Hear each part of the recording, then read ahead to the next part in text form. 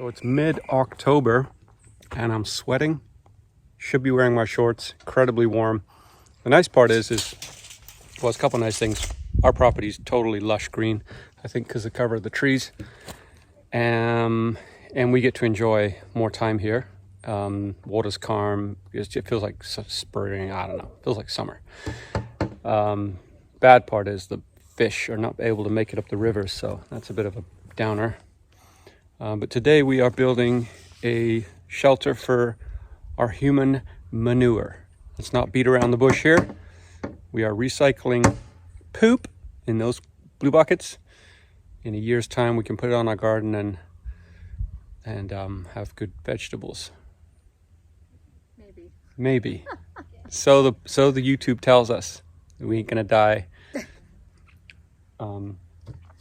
So we're building a shelter so we can get it out of these bins, get some more oxygen in it, and let it ferment over 12 months. And then we can use it on the garden. So today... What's half of 96? Don't know. 48? Yeah. You say so. Do you have a pencil? Yeah.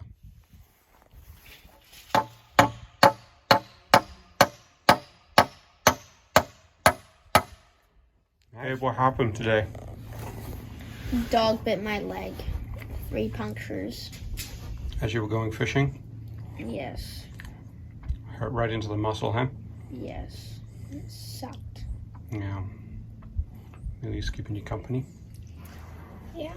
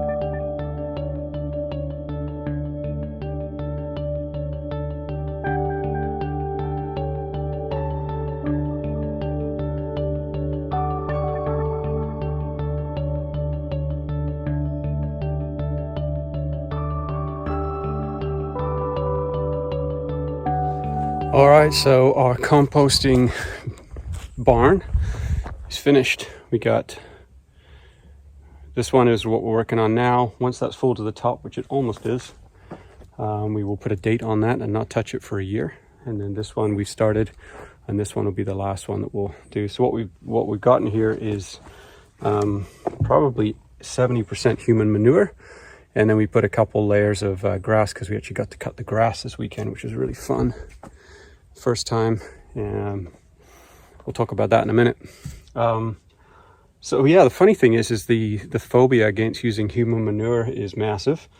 And we were kind of, watched a bunch of podcasts and watched a bunch of people doing it, mostly in New Zealand, those crazy New Zealanders. And if you separate the pee from poop, you don't get that sewage smell. So even in our bathroom, you just smell the sawdust.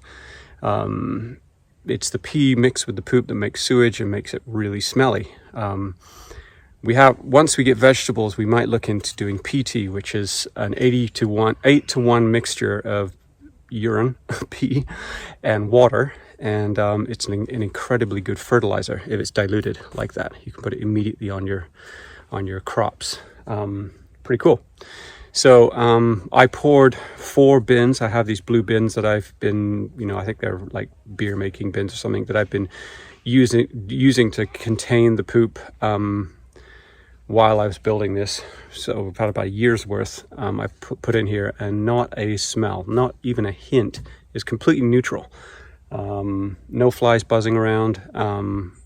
We do use a little additive. I think it's called Terra Soil or something like that. It's got lots of enzymes in there which help speed up the process. But once this is full up, it'll probably decompose over time. But 12 months is the safe amount of time to leave it in here to decompose. And after 12 months, we'll be able to use it on the garden, which we don't have yet. But this is soil. This is where we're going to start making soil. So yeah, this lets the air flow. I put gaps in between all of the cedar. This is all milled on the property cedar, so that the air can flow through it. Obviously a lot of air in the top, and then keep the water out. So we will have to douse it with water every now and then, just to kind of help activate and make it do its work. So yeah, pretty cool. A little bit. Does it smell, kids? Nope. Nope. Looks tasty.